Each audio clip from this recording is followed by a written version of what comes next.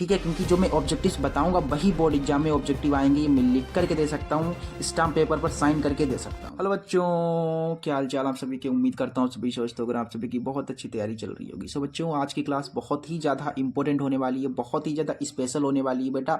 अगर आप class 10th में हो और बोर्ड एग्जाम देने वाले हो, ठीक है, तो ये क्लास बहुत ही ज़्यादा इंपॉर्टेंट है, बहुत बहुत बहुत बहुत ज़्यादा इंपॉर्टेंट है। क्यों इंपॉर्टेंट है बेटा? क्योंकि हर बार बोर्ड एग्जाम में यही ऑब्जेक्टिव आते हैं। इसका मतलब यह है कि इस क्लास में हम आपको 50 से ज़्यादा ऑब्जेक्टिव्स कराएंगे। और चित्रकला में आप सभी को पता है, चित्रकला में 20 ऑब्जेक्टिव आते हैं 20 नंबर में। और इस क्लास को देखने के बाद आपके 20 में से 20 नंबर पक्के हो जाएंगे। मतलब जो 20 नंबर के ऑब्जेक्टिव आते हैं वो आपसे नहीं छूटेंगे, सारे के सारे ऑब्जेक्टिव आप आराम से कर दोगे। ठीक है, क्योंकि जो मैं ऑब्जेक्टिव्स बताऊंगा वही बोर्ड एग्जाम में ऑब्जेक्टिव आएंगे। ये मैं लिख करके दे सकता हूँ, स्टाम्प पेपर पर साइन करके दे सकता हूँ। वीडियो को देख लीजिए, 20 नंबर के ऑब्जेक्टिव आपके नहीं छूटेंगे, गारंटी मेरी है। ठीक है, तो बेटा स्टार्ट करते हैं। यहाँ पर मैंने क्या लिखा हुआ है कि हर बार बोर्ड एग्जाम में ये ऑब्जेक्टिव आते हैं। मतलब मैं जो ऑब्जेक्टिव आपको बताऊंगा वही ऑब्जेक्टिव बार बार आते हैं और हर बार आते रहेंगे। ठीक है, चाहे 2025 में एग्जाम दो आप, चाहे 2026 में दो, 28 में दो, 27 में दो, किसी भी ईयर आप पेपर दो, एग्जाम दो, आपको यही ऑब्जेक्टिव देखने को मिलेंगे। ठीक है, यहाँ आपको 100/100 एक ही क्लास में मिल जाएंगे। ठीक है, चलिए बेटा देखो, हम सबसे पहले आपको पैटर्न समझा देते हैं कि चित्रकला में कैसे क्वेश्चन आते हैं। सबसे पहले देखिए, आपको क्या करना होगा, आलेखन कला आपको दी जाएगी। आलेखन कला के आपके पास होंगे 20 ऑब्जेक्टिव्स। ठीक है, जो आपको पेपर मिलेगा ना उसमें क्या होगा, आलेखन कला के 20 ऑब्जेक्टिव होंगे और प्राविधिक कला के 20 ऑब्जेक्टिव होंगे। आप कहोगे कि गुरुजी क्या हमें ये भी दोनों के दोनों करने हैं? नहीं करने हैं आपको केवल आलेखन कला के करने हैं। मतलब आलेखन कला के अगर आपने ऑब्जेक्टिव कर लिए तो आपको प्राविधिक कला के नहीं करने हैं। अगर आपने प्राविधिक कला के कर लिए तो आपको आलेखन कला के ऑब्जेक्टिव नहीं करने हैं। मतलब इन दोनों में से कोई एक के ही आपको ऑब्जेक्टिव अटेम्प्ट करने हैं। ठीक है, प्राविधिक कला क्या है बेटा, आप सभी को पता है। आलेखन कला तो आप सभी को पता है, रंगों से रिलेटेड क्वेश्चन होते हैं। बाकी प्राविधिक कला क्या है? प्राविधिक कला में होता है मैथ से रिलेटेड क्वेश्चन, जैसे कि समकोण त्रिभुज कितने अंश का होता है, ठीक है, सरल कोण कितने अंश का होता है, इस तरीके क्वेश्चन जो है पूछे जाते हैं। वो मैं आपको समझा दूंगा आगे किस तरीके से क्वेश्चन होगा, किस टाइप से क्वेश्चन प्राविधिक कला में आते हैं, किस टाइप के क्वेश्चन आलेखन कला में आते हैं, ये सब मैं आपको समझा दूंगा। ठीक है, चलिए स्टार्ट करते हैं। तो वीडियो को कर दो लाइक और चैनल को जरूर से सब्सक्राइब कर देना बेटा। ठीक है, क्योंकि क्लास 12th तक हम आपके साथ रहेंगे। क्लास 12 तक जो है आपको इस चैनल पर क्लासेस देखने को मिलेंगी।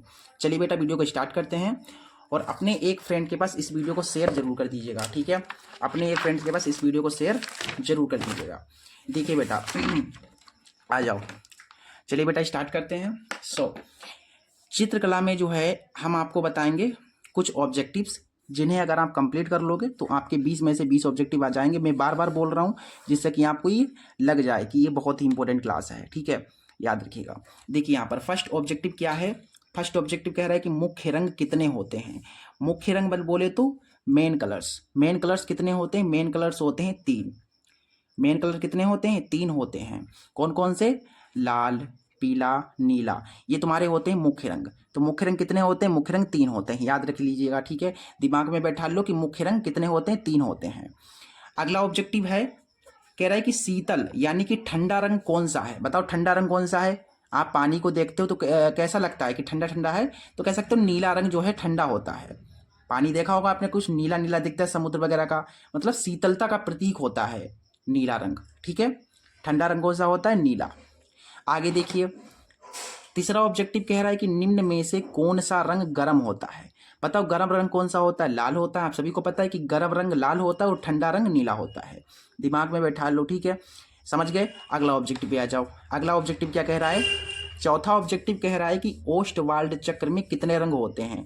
ओस्टवाल्ड चक्र होता है, उसमें कितने रंग होते हैं बेटा? ओस्ट बोले तो 8। ओस्ट बोले तो 8, यानी कि ओस्टवाल्ड में 8 रंग होंगे। ओस्टवाल्ड में, ओस्ट यानी कि 8, ऐसे समझ लो। ओस्ट माने 8, यानी कि ओस्टवाल्ड में बेटा 8 रंग होंगे। नाम से ही समझ में आ रहा है कि ओस्ट माने 8, तो ओस्टवाल्ड में कितने रंग होंगे बेटा? 8 रंग होंगे। ठीक है, पांचवा ऑब्जेक्टिव क्या कह रहा है? पांचवा ऑब्जेक्टिव कह रहा है कि निम्नलिखित में से द्वितीयक रंग कौन से हैं। बताओ द्वितीयक रंग, पहले तो समझ लो कि द्वितीयक रंग होता क्या है। द्वितीयक रंग यानी कि जो 2 रंगों से मिलकर के बना हो। ठीक है, जो रंग 2 रंगों से मिलकर के बना होता है उसे हम द्वितीयक रंग कहते हैं। देखो इसमें से पीला तो बिल्कुल एक कलर का ही होता है, नीला भी एक कलर से मिलकर बना होता है, लाल भी एक कलर से मिलकर बनता है। लेकिन नारंगी जो है, ये नारंगी जो है ये दो कलरों से मिलकर के बनता है, इसलिए हमारा ऑप्शन जो होगा ये नारंगी सही हो जाएगा। तो द्वितीयक रंग कौन सा है? नारंगी है। क्यों नारंगी है? क्योंकि ये दो रंगों से मिलकर के बना है। ठीक है, अगला क्वेश्चन देखो, अगला ऑब्जेक्टिव बहुत इंपॉर्टेंट है। कह रहा है कि तटस्थ रंग कौन सा है? तटस्थ रंग कौन सा है? तटस्थ रंग बेटा होते हैं दो। तटस्थ रंग कितने होते हैं? दो होते हैं। तटस्थ रंग दो होते हैं, सफेद और काला। सफेद और काला को हम कहते हैं तटस्थ रंग। ठीक है, तटस्थ रंग किसे कहते हैं? सफेद और काले को कहते हैं। सातवां ऑब्जेक्टिव कह रहा है कि प्राथमिक अथवा मुख्य रंग कितने होते हैं? बेटा देखो, मुख्य रंग यानी कि प्राथमिक रंग यानी कि जो एक रंग से मिलकर के बना हो उन्हें मुख्य रंग कहते हैं। और मुख्य रंग आप सभी को मैंने बताया था तीन होते हैं। कौन कौन से बताए थे? मुख्य रंग कौन कौन से होते हैं बताओ? मुख्य रंग कौन से हैं? मुख्य रंग है लाल, नीला, पीला। मैंने आपको ऊपर जो क्वेश्चन कराया था पहला क्वेश्चन, उसमें मुख्य रंग कितने थे? तीन थे। कौन कौन से तीन होते हैं? लाल, नीला, पीला। अच्छा, मुख्य रंग का दूसरा नाम क्या होता है? प्राथमिक रंग। प्राथमिक यानी कि जो एक रंग से मिलकर के बना हो। तो लाल भी एक रंग से मिलकर के बना है, नीला भी, पीला भी। तो मुख्य रंग तुम्हारे तीन होते हैं, लाल, नीला और पीला। ठीक है, अगला क्वेश्चन क्या है? कह रहा है कि सफेद का विरोधी रंग कौन सा है? जो व्हाइट कलर है उसका अपोजिट कलर कौन सा होता है? काला होता है। आप सभी को पता है सफेद का उल्टा काला। सफेद का विरोधी रंग कौन सा होता है? काला होता है।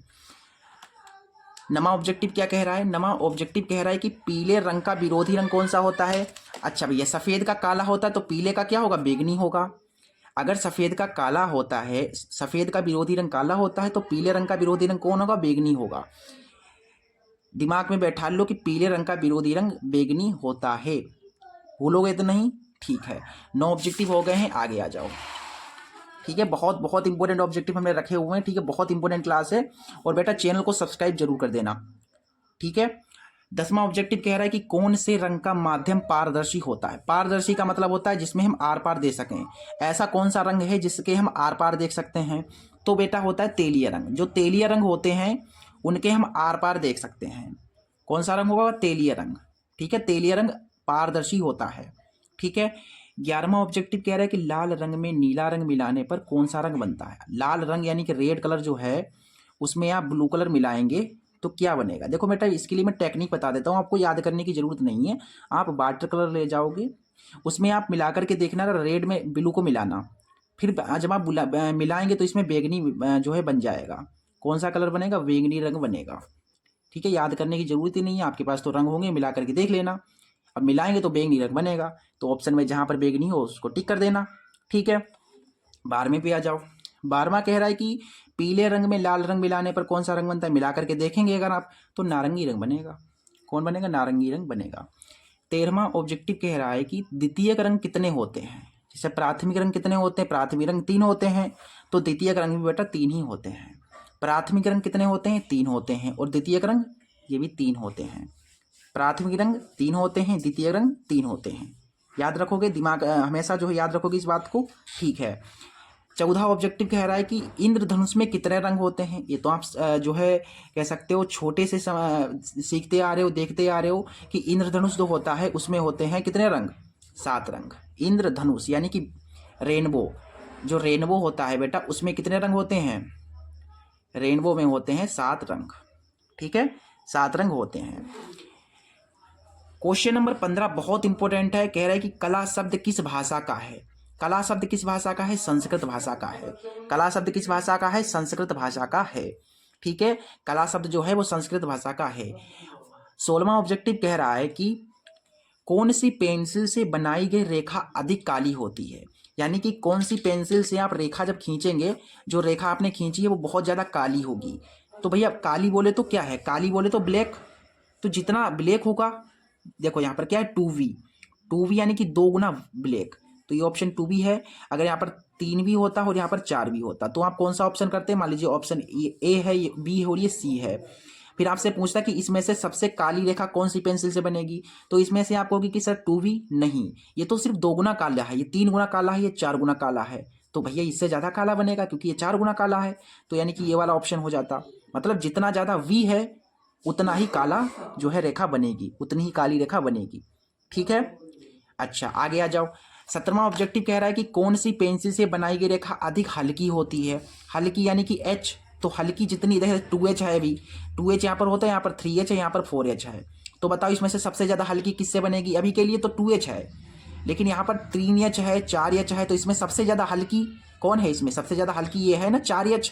जितना ज़्यादा H उतना ही ज़्यादा हल्का। जैसे यहाँ पर था, जितना ज़्यादा V था उतना ही ज़्यादा काली बन रही थी रेखा, और जितनी ज़्यादा हल्की होगी, जितनी ज़्यादा H होंगी उतनी ही हल्की बनेगी। ठीक है, अगर ऑप्शन में 2H है, 3H है और 4H है, तो इसमें से कुछ भी दिखे आपको टिक मार देना है आपको। ठीक है, ठीक है, समझ गए बात को? चलिए बहुत बढ़िया। आगे देखिए कहाँ तक होगी? क्वेश्चन नंबर 17 हमने करा दिए हैं आपको, 17 ऑब्जेक्टिव करा दिए हैं। 18 ऑब्जेक्टिव कह रहा है, 18वां ऑब्जेक्टिव क्या कह रहा है? कह रहा है कि बनावट की दृष्टि से आलेखन कितने प्रकार के होते हैं? बताइए, बनावट की दृष्टि से आलेखन कितने प्रकार के होते हैं? तो बनावट की दृष्टि से आलेखन होते हैं 3 प्रकार के। ठीक है, आलेखन कितने प्रकार के होते हैं? 3 प्रकार के होते हैं। 3 नंबर बहुत यूनिक है, 3 बहुत ज़्यादा बात देखिए। जो प्राथमिक रंग होते हैं वो भी 3 होते हैं, द्वितीयक रंग वो भी 3 होते हैं, और बनावट की दृष्टि से आलेखन भी 3 प्रकार के होते हैं। ठीक है, चलिए बहुत बढ़िया, 18 ऑब्जेक्टिव हो गए हैं। आगे देखिए ऑब्जेक्टिव 19वां क्या कह रहा है? ठीक है, 19वां ऑब्जेक्टिव कह रहा है कि छत के केंद्र को अलंकृत करने के लिए कौन सा रंग आलेखन में प्रयुक्त होता है? यानी कि छत का जो केंद्र है, जैसे ये छत है आपकी घर की, आपके घर की छत है, इस पर ये केंद्र है इसका, तो इस केंद्र पर आप कौन सा जो है आलेखन बनवाओगे? इस पर आप केंद्रीय आलेखन बनवाओगे, क्योंकि ये केंद्र है तो इस पर केंद्रीय आलेखन बनवाओगे। जैसे आपने यहाँ पर कमल का फूल बनवा दिया ऐसे करके, या फिर कह सकते हो किसी भी टाइप का आप आलेखन यहाँ पर बनवा सकते हो। जैसे ये अभी मैंने बना दिया कुछ इस तरीके से, ये आलेखन बना दिया केंद्र पर, तो इसे केंद्रीय आलेखन हम कह देंगे। ठीक है, और वीडियो पसंद आ रही है तो वीडियो को लाइक भी कर दो। ठीक है, और अपने एक फ्रेंड के पास इस वीडियो को शेयर जरूर करना है। अपना तुम्हारा तो प्रॉफिट हो ही रहा है, अपने फ्रेंड का भी प्रॉफिट करा दो। ठीक है, बिल्कुल फ्री है क्लास, बिल्कुल फ्री है। सारे ऑब्जेक्टिव बहुत बहुत इंपॉर्टेंट है बेटा। ठीक है, ऐसी क्लास आपको देखने को कहीं नहीं मिलेगी, बहुत इंपॉर्टेंट क्लास में है ये वाली। ठीक है, 19 हो गए हैं। 20वां ऑब्जेक्टिव क्या कह रहा है? 20वां ऑब्जेक्टिव कह रहा है कि चित्रकला किस श्रेणी में आता है? अच्छा, चित्रकला किस श्रेणी में आता है? दृश्य यानी कि देखने में, श्रव्य यानी सुनने में, श्रव्य और दृश्य दोनों में, यानी में से कोई नहीं। बताओ चित्रकला को आप कैसे देख सकते हो या सुन सकते हो, या सुन भी सकते हो देख भी सकते हो? भाई आप चित्रकला को तो देख ही सकते हो, केवल दृश्य वाली है, कौन सी श्रेणी में आएगी? दृश्य में आएगी, क्योंकि सुन थोड़ी ना सकते हो आप। बताओ कभी चित्रकला को सुन सकते हो? नहीं सुन सकते हो, केवल आप देख सकते हो। जैसे मैंने यहाँ पर एक कमल का फूल बना दिया, अब आप कमल के फूल को सुन पाओगे क्या? नहीं सुन पाओगे, आप केवल देख पाओगे उस कमल के फूल को। समझ गए बात को? हाँ, ऐसे करके। ठीक है, समझ गए बात को? तो जो चित्रकला है वो कौन सी श्रेणी में आता है? दृश्य यानी कि देखने में आता है। 21वां ऑब्जेक्टिव कह रहा है कि क्या कह रहा है भाई? देखिए कह रहा है कि छाया और प्रकाश को चित्र में क्या भूमिका होती है? जैसे कि चित्र आपने बनाया, उसमें छाया और प्रकाश की क्या भूमिका है? चित्र को उभारना। ठीक है, जब जितना हम चित्र को उभारना चाहते हैं, अगर आप चित्र को उभारना चाहते हो तो चित्र में आपको छाया और प्रकाश बनानी पड़ेगी, तो चित्र जितना उतना ही उभरता जाएगा। मतलब जितनी छाया और प्रकाश होगी चित्र उतना ही उभरेगा। अब ज़्यादा छाया और प्रकाश मत कर देना कि चित्र को उभार ही डालो बिल्कुल। ठीक है, मतलब एक मीडियम में रखना है। ठीक है, 22वां ऑब्जेक्टिव क्या कह रहा है? कह रहा है कि आलेखन का गुण क्या है? आलेखन का क्या गुण है बताओ? आलेखन का क्या गुण है? आलेखन का गुण है सौंदर्य, सुंदरता। भाई आलेखन का यही तो गुण है, यही तो क्वालिटी है कि आलेखन को जब आप देखते हो तो सुंदर बिल्कुल लगता है, एकदम सुंदरता है, एकदम समझ रहे हो? नहीं समझ रहे हो? जैसे आलेखन आपने यहाँ पर देखा बना हुआ है बहुत बढ़िया करके, फिर आपने उसको देखा तो उसका गुण क्या है? आलेखन का क्या गुण है? सुंदरता। जितना अधिक सुंदर होगा वही आलेखन होगा। ठीक है, इस तरीके से। तो आलेखन का गुण क्या है? सुंदरता, सौंदर्य। ठीक है, सौंदर्य जो है गुण है आलेखन का। आगे देखिए 23वां ऑब्जेक्टिव कह रहा है कि हरा रंग नेत्रों पर कौन सा प्रभाव डालता है? हरा रंग, जैसे कि भाई आप जंगल में गए, जंगल में बिल्कुल हरे हरे पेड़ हैं, अब आप हरे हरे पेड़ों को देखोगे तो कैसा आपकी आंखों पर प्रभाव पड़ेगा? ठंडा ठंडा, बिल्कुल ठंडा ठंडा लगेगा कि नहीं लगेगा बताओ? आप हरियाली को देखोगे तो कैसा लगेगा? ठंडा ठंडा। और अगर आपने जैसे कि हरे के स्थान पर देख लिया आपने लाल रंग देख लिया तो कैसा लगेगा? गरम गरम आंखों को, जैसे कि आप रेड कलर देखते हो ना तो बिल्कुल गरम गरम जैसा लगता है, आंखों पर गरम प्रभाव पड़ता है। और हरियाली को जब आप देखते हो तो ठंडा ठंडा प्रभाव पड़ता है, यानी कि हरे रंग को देखने पर आंखों पर ठंडा प्रभाव पड़ता है। ठीक है, आगे देखिए 24वां ऑब्जेक्टिव कह रहा है कि चारकोल क्या है? चारकोल यानी आपने देखा होगा कि आपके पास जो पेंसिल होती है, ये पेंसिल है मान लीजिए, इसमें पेंसिल का ये जो अंदर का जो ये होता है ना, अंदर का काला काला, ये जो होता है इसे हम कहते हैं चारकोल। ठीक है। उसके अंदर चारकोल जो होता है वो हम क्या कहते हैं, उसे ग्रेफाइट कहते हैं। मतलब ये समझ रहे हो ना, काला काला जो अंदर होता है, जो काली काली अंदर एक लाइन पड़ी होती है, उसे हम ग्रेफाइट कहते हैं। ठीक है। चारकोल क्या है, चारकोल ग्रेफाइट है। चारकोल क्या है, चारकोल ग्रेफाइट है। ठीक है। आगे देखिए 25वां ऑब्जेक्टिव कह रहा है कि चित्र में गहरा रंग क्या दर्शाने के लिए होता है। चित्र में गहरा रंग, आप गहरा गहरा रंग करोगे तो घनत्व को दर्शाने के लिए होता है। चित्र में गहरा रंग घनत्व को दर्शाने के लिए होता है। 26वां ऑब्जेक्टिव क्या कह रहा है, 26वां ऑब्जेक्टिव है, कह रहा है कि कौन सा रंग इंद्रधनुष में नहीं होता है। तो कौन सा रंग इंद्रधनुष में नहीं होता, जो रेनबो है, रेनबो उसमें कौन सा रंग नहीं होता, उसमें भूरा रंग नहीं होता है। आप देखोगे जो रेनबो उसमें 7 रंग होते हैं, उन 7 रंगों में भूरा रंग नहीं होगा, भूरा रंग नहीं होगा। आगे देखिए, आगे देखिए 27वां ऑब्जेक्टिव, 27वां ऑब्जेक्टिव कह रहा है कि ओस्टवाल्ड के अनुसार मुख्य रंग कितने हैं, 4 हैं। मुख्य रंग कितने हैं, वैसे तो मैंने आपको बताया था 3 रंग होते हैं, मुख्य रंग 3 होते हैं, लेकिन ओस्टवाल्ड के अनुसार 4 होते हैं। अच्छा, 3 किसके अनुसार हैं, ये आपके हैं इंद्रधनुष के अनुसार। मतलब इंद्रधनुष के अनुसार 3 रंग होते हैं, इंद्रधनुष के अनुसार मुख्य रंग 3 होते हैं, और ओस्टवाल्ड के अनुसार मुख्य रंग 4 होते हैं। ठीक है। वैसे तो अगर जैसे कि मुख्य रंग कितने होते तो मुख्य रंग आपको 3 ही करने हैं, लेकिन अगर ये कह दे कि ओस्टवाल्ड के अनुसार, अगर कह दे ओस्टवाल्ड के अनुसार कितने मुख्य रंग होते हैं तो आपको 4 करना है। ठीक है। इस तरीके से आपको करना है बेटा। ठीक है। चलिए बेटा आगे देखिए, आगे प्राविधिक कला स्टार्ट हो गई है, प्राविधिक कला स्टार्ट हो गई है। देख लीजिए प्राविधिक कला भी स्टार्ट हो गई है, मतलब मैथ के क्वेश्चन इसमें होंगे। सो बेटा अगर ये आपने ऑब्जेक्टिव इतने कर लिए ना कंप्लीट, देखो इतने मैंने ऑब्जेक्टिव आपको बताएं, 27 ऑब्जेक्टिव बताएं, अगर आपने 27 के 27 ऑब्जेक्टिव कर लिए ना, तो आपके कोई भी कह सकते हो कि चित्रकला में यानी कि आलेखन कला में कोई भी ऑब्जेक्टिव नहीं छूटेगा। केवल ये 27 ऑब्जेक्टिव आपको पढ़ लेने हैं अगर आप आलेखन कला को चूज करते हैं। अगर आप मैथ में होशियार हैं, मैथ में आपको अच्छा लगता है, मैथ के करना चाहते हैं अगर आप, तो मैथ का मतलब प्राविधिक कला के कर लो। मैं प्राविधिक कला के भी आपको ऑब्जेक्टिव बता दूंगा 20 से ज़्यादा। ठीक है, 20-25 बता दूंगा। ठीक है, टेंशन मत लो। चलो प्राविधिक कला के ऑब्जेक्टिव देखते हैं किस टाइप के ऑब्जेक्टिव हैं। मैंने आपको बता दिया मैथ से रिलेटेड ही होंगे। तो देखो यहाँ पर फर्स्ट ऑब्जेक्टिव क्या कह रहा है, फर्स्ट ऑब्जेक्टिव है, कह रहा है कि समबाहु त्रिभुज का प्रत्येक कोण कितने अंश का होता है। ये समबाहु त्रिभुज है, यानी कि ये मान लो समबाहु त्रिभुज है, इसकी सभी भुजाएं बराबर हैं तो सभी कोण बराबर होंगे। इसका मतलब ये होगा कि यहाँ पर 60 डिग्री होगा, यहाँ पर 60 डिग्री होगा और यहाँ पर 60 डिग्री होगा। तो आपने देखा कि जो समबाहु त्रिभुज है इसका प्रत्येक कोण कितने अंश का है, देखो 60-60 अंश का है। तो समबाहु जो त्रिभुज होता है उसका जो प्रत्येक कोण होता है वो 60 अंश का होता है। ठीक है। आगे देखो दूसरा ऑब्जेक्टिव कह रहा है कि संपूर्ण कोण कितने अंश का होता है। संपूर्ण कोण यानी कि पूरा कोण, ये पूरा राउंड लगा दिया, पूरा एक चक्कर लगा दिया, एक संपूर्ण चक्कर लगा दिया, तो संपूर्ण कोण जो होता है वो होता है 360 डिग्री का। कहते हैं ना कि मैं आपको 360 डिग्री पर घुमा दूंगा आपको, इसका मतलब आपको एक पूरा चक्कर लगा दूंगा, संपूर्ण कोण पर घुमा दूंगा। तो संपूर्ण कोण जो होता है वो होता है 360 डिग्री। ठीक है, ये इस तरीके से ऐसे करके ये हो गया तुम्हारा 360 डिग्री का, ये 360 डिग्री का हो गया। ठीक है, आगे आ जाओ, बहुत आसान आसान है। ठीक है, प्राविधिक कला तो बहुत आसान है। ठीक है, चलिए तीसरा ऑब्जेक्टिव पे आ जाओ। तीसरा ऑब्जेक्टिव है, कह रहा है कि समकोण कितने अंश का होता है। जो समकोण त्रिभुज है, जो समकोण त्रिभुज है ये कितने अंश का होता है बताओ। ये समकोण त्रिभुज आपका है, ठीक है, यहाँ पर ये समकोण त्रिभुज है, तो यहाँ पर कितने अंश का होता है, ये 90 अंश का होता है। बिल्कुल, ये देखो सीधा सीधा खड़ा यानी 90 अंश का होगा। तो समकोण त्रिभुज होता है 90 अंश का। ठीक है, आगे आ जाओ, वर्ग का प्रत्येक कोण कितने अंश का होता है। ये वर्ग आपने बनाया इस टाइप से, ये वर्ग बनाया, तो वर्ग का प्रत्येक कोण कितने अंश का होगा, 90-90 का होगा, 90-90 का होगा भाई, देख लो यहाँ पर 90-90 का है, तो वर्ग का प्रत्येक कोण होता है 90-90 अंश का।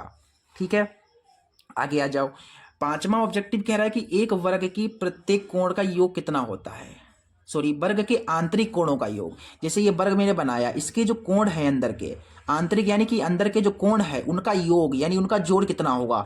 तो ये 90 है और 90 में 90 जोड़ो, 180 हो गया, 180 में ये 90 जोड़ोगे तो 270 हो गया, 270 में ये 90 जोड़ोगे तो 360, यानी कि आंतरिक जो कोण है उनको अगर आप जोड़ रहे हो इन चारों को तो 360 आ रहा है। ऐसे समझ लो कि वर्ग के आंतरिक कोणों का जो योग होगा वो होगा 360। ठीक है, 360 होगा। मैंने आपको समझा दिया कैसे, अंदर जोड़ोगे तो 360 ही आएगा। छठा ऑब्जेक्टिव कह रहा है कि वर्ग की चारों भुजाओं की नाप कैसी होती है। वर्ग बनाया तो वर्ग की सभी भुजाएं कैसी होंगी, बराबर होंगी। कैसी होती हैं, चारों भुजाएं बराबर होती हैं। सभी को पता है ना, वर्ग की सभी भुजाएं बराबर होती हैं। बहुत आसान, बहुत बहुत बहुत आसान ऑब्जेक्टिव है बेटा। अगर आप मैथ पढ़ते हो तो आपके लिए तो हलवा है बिल्कुल ये। आराम से कर लोगे, कोई दिक्कत वाली बात ही नहीं है। ठीक है, आगे आ जाओ। 7वां ऑब्जेक्टिव क्या कह रहा है? कह रहा है कि कौन सी पेंसिल से बनाई गई रेखा अधिक काली होती है? 2B पेंसिल से। ठीक है, जितना ब्लैक ब्लैक पूछा है ना, ब्लैक, तो बी हमसे जो है पूछा गया इस तरीके से। ठीक है, आगे है कि 1 मीटर में कितने सेंटीमीटर होते हैं? बहुत आसान है भाई, 1 मीटर में कितने सेंटीमीटर होते हैं? तो 1 मीटर में होते हैं 100 सेंटीमीटर, सबको पता है। 1 मीटर में होते हैं 100 सेंटीमीटर, 1 मीटर में 100 सेंटीमीटर होते हैं। जहां पर 100 सेंटीमीटर हो भाई ऑप्शन करेक्ट कर देना। ठीक है, समझ में आ गया? बहुत अच्छा लग रहा है तो बेटा लाइक दबाकर करो ना, लाइक ठोंक दो। ठीक है, लाइक दबाकर करो। ठीक है, जितना हो सके उतना लाइक करो, शेयर करो और कमेंट करो। ठीक है, नमा ऑब्जेक्टिव पे आ जाओ। नमा ऑब्जेक्टिव कह रहा है कि वृत्त का आकार कैसा होता है? इतना आसान क्वेश्चन, वृत्त का आकार कैसा होता है? तो वृत्त भैया गोल होता है, ये वाला ऑप्शन सही है। इसमें से कोई ये थोड़ी ना, इसमें तो सभी बता देंगे यार ये वर्ग है, ये त्रिभुज है, ये वृत्त है। तो वृत्त पूछा है तो वृत्त ये है, गा नंबर ऑप्शन सही होगा। आगे आ जाओ, सारे ऑब्जेक्टिव बहुत आसान है आपके लिए तो हलवा है बिल्कुल। ठीक है, 10वां ऑब्जेक्टिव पे आ जाओ। 10वां ऑब्जेक्टिव कह रहा है कि इनमें से कौन सा आकार आयताकार है? बताओ आयताकार कौन है? ये त्रिभुज है, ये वृत्त है, ये वर्ग है, तो आयताकार ये है। ये आयताकार है, इसमें लंबाई चौड़ाई ऊंचाई है, सॉरी लंबाई चौड़ाई है इस तरीके से, इसलिए आयताकार है। सबको पता है वर्ग वृत्त आयत आयत और वर्ग कैसा होता है। 11वां ऑब्जेक्टिव कह रहा है कि इनमें से कौन सा आकार त्रिभुजाकार है? तो इसमें से बताओ त्रिभुज कौन है भैया? ये होगा, ये त्रिभुज होगा। ये क्या है? ये वर्ग है, ये वृत्त है, और ये क्या है? ये घन है। आपसे त्रिभुज पूछा है तो त्रिभुज ये होगा। ठीक है, ऑप्शन नंबर का सही है। 12वां ऑब्जेक्टिव कह रहा है कि रेखा किसे कहते हैं? रेखा, ये जैसे रेखा है तो इसे इसे हम किसे कहेंगे? तो ये होता है दो बिंदु के बीच की, तो जैसे ये बिंदु है और ये बिंदु है, तो इन बिंदु, जैसे ये बिंदु है पहला बिंदु और दूसरा बिंदु ये है, तो इस बिंदु को मैंने मिला दिया तो क्या बन गया? रेखा बन गई। यानी कि दो बिंदुओं के बीच की दूरी को हम रेखा कहते हैं। तो दो बिंदुओं के बीच की दूरी को रेखा कहते हैं। दो बिंदु हैं, उनको मिलाने वाला जो रेखाखंड खींचेंगे तो उसी रेखा कह देंगे। समझ गए ना बात को? ठीक है, 13वां ऑब्जेक्टिव कह रहा है कि अधिक कोण कितने अंश का होता है? तो अधिक कोण होता है 90 से अधिक और 180 से कम। बेटा 90 से अधिक, जब कोण जो है, जब कोण आपका 90 से अधिक हो और 180 से कम हो, तब उसे हम कह देंगे क्या? अधिक कोण। क्या कह देंगे? अधिक कोण कह देंगे। अधिक कोण किसे कहते हैं बेटा? अधिक कोण होता है 90 से अधिक और 180 से कम। ठीक है, कंफ्यूज नहीं होना। ठीक है, आगे आ जाओ। क्वेश्चन नंबर 14 क्या कह रहा है? क्वेश्चन नंबर 14 कह रहा है कि समबाहु त्रिभुज किसे कहते हैं? समबाहु त्रिभुज, समबाहु जिसकी सभी भुजाएं कैसी हो? सभी बाहु, यानी कि सभी भुजाएं समान हो, तो जिसकी सभी भुजाएं बराबर हो उसे कहेंगे समबाहु त्रिभुज। समबाहु समान बाहु, जिसकी सभी भुजाएं बराबर हो उसे समबाहु त्रिभुज कहेंगे। बहुत आसान है। 15वां देखिए, 15वां ऑब्जेक्टिव कह रहा है कि 180 डिग्री के कोण को क्या कहते हैं? 180 डिग्री का कोण है ये, तो इसे क्या कहते हैं? सरल कोण कहते हैं या ऋज कोण? तो सरल कोण या ऋज कोण कहते हैं। 180 डिग्री के कोण को सरल कोण या ऋज कोण कहते हैं।